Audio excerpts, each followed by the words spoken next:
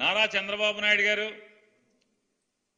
Bharatiya Janata party రాష్ట్ర అధ్యక్షురాలు పురంధేశ్వర్ గారు, పవన్ కళ్యాణ్ గారు, ఈ ముగ్గురు వాళ్ళ నీచ రాజకీయాల కోసం ఈ రాష్ట్రంలోని సామాన్య పేద ప్రజల మీద వారికి ఉన్నటువంటి అత్యంత మెరుగైన సౌకర్యం అనేటువంటి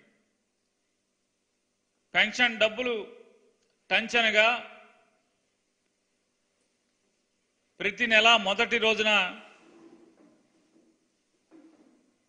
తెల్లవారక ముందే వారి ఇంటి ముంగిట్లో వారి చేతిలో పడేటువంటి డబ్బుల్ని ఈ రోజున ఏ స్థితికి తీసుకొచ్చారు అంటే వాలంటీర్ల మీద ఒక పక్క కడుపులో కక్ష, వారు ఈ రాష్ట్ర రాజకీయాల్ని మార్పు చేస్తారేమో, జగన్మోహన్ రెడ్డి గారి పట్ల ప్రజల ప్రేమని జగన్ మీద మరింత పెంచే విధంగా కృషి చేస్తారేమని భయం ఒక పక్క.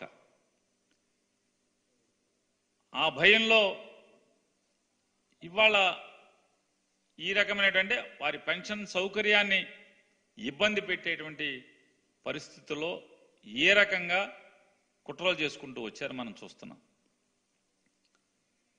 సిటిజన్స్ ఫోరం ఫర్ డెమోక్రసీ అనే ఒక వారి బినామీ organisation, Telugu Desam party, Bharatiya Janata party ఇరువురు యొక్క బినామీ ఆర్గనైజేషన్ ఏర్పాటు చేయించి వారే ఈ సిటిజన్స్ ఫోరం ఫర్ డెమోక్రసీ ఎవరయ్యా స్థాపించిందయ్యా అంటే, ఎప్పుడు స్థాపించారు? ఆంధ్రప్రదేశ్ రాష్ట్ర ఎన్నికలు దగ్గర పడుతున్న తరుణంలో దాని అధ్యక్షులు వారు జస్టిస్ భవానీ ప్రసాద్ గారు. ఎవరి భవానీ ప్రసాద్ గారు? హైకోర్టు జడ్జిగా రిటైర్ అవ్వగానే చంద్రబాబు నాయుడు గారితో ఉన్నటువంటి సన్నిహిత సంబంధాలతో ఎలక్ట్రిసిటీ రెగ్యులేటరీ అథారిటీ చైర్మన్గా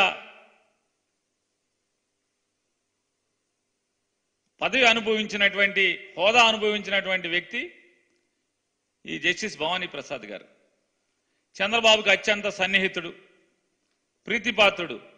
ఆయన అధ్యక్షుడు.